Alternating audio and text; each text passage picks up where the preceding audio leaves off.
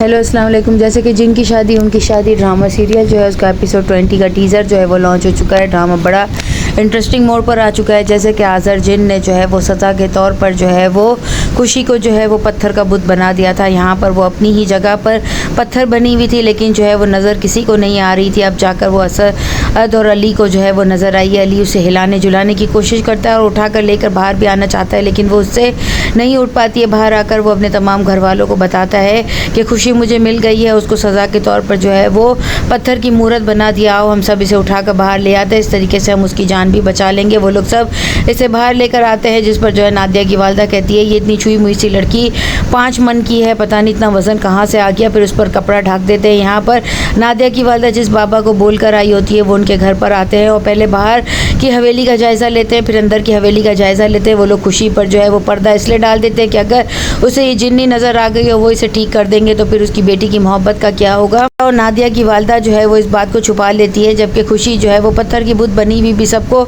नज़र आती है। जब जो है अली बार बार उसे कहता है कि तुम कुछ बोलो, तुम कुछ को इशारा दो, जिस पर जो है उसकी बात ज़बान से बाहर आती है और वो सुन लेता है, यानी उसके दिल तक पहुंचती है कि मैं सिर्फ़ और सिर्फ तुम्हारी हूँ, मुझे कोई हाथ नहीं लगा सकता और तुम्हारी ही मैं रहूँगी। यहाँ पर जो है अली उसकी तमाम बातें सुन लेता है। वो लोग जब अंदर की तरफ तय खाने में जाते हैं तो वो बाबा बोलते हैं कि बाहर के रास्ते पर और इस कमरे में बहुत सारे लोगों की जो है आवाज़ें मुझे सुनाई दे रही हैं। इन्हें बहुत तकलीफ़ और बहुत दुख दिए गए हैं ज़िंदगी में भी और मरने के बाद भी।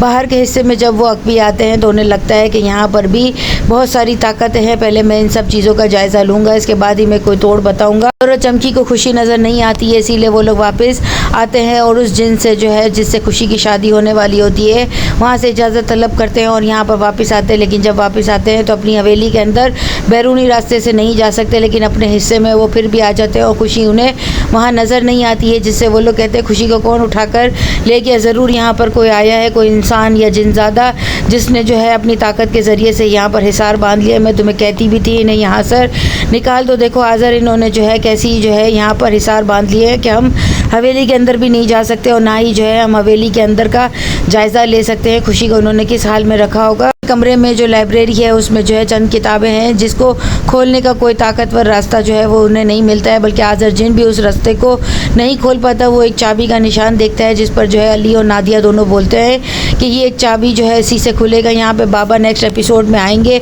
और खुशी बिल्कुल ठीक हो जाएगी और वो खुशी से शादी करने के लिए जो है अपने घर वालों को भी छोड़ देगा, जिस पर उसका भाई कहता है कि इसने एक जिनज़ादी से शादी करने के लिए बरसों की मोहब्बत हमारी जो है वो उसे ठुकरा दिया। नादिया जो है वो अपनी के रद्द हो जाने की वजह से रोती है और अपनी वालदा को कहती है कि खुशी से वो मोहब्बत करता है, खुशी ठीक हो जाएगी तो फिर मेरी मोहब्बत का क्या होगा। यहाँ पर खुशी उसे कहती है मैं तो कहीं पर भी रह सकती हूँ, लेकिन आप कहाँ पर रहोगे, आपको तो आपके घर वालों ने भी निकाल दिया है। खुशी की वजह से दोनों भाइयों में जुदाई हो जाएगी और नादिया की वालदा कहती है वो तो जिनज़ादी है, फिर भी वो उससे शादी करेगा।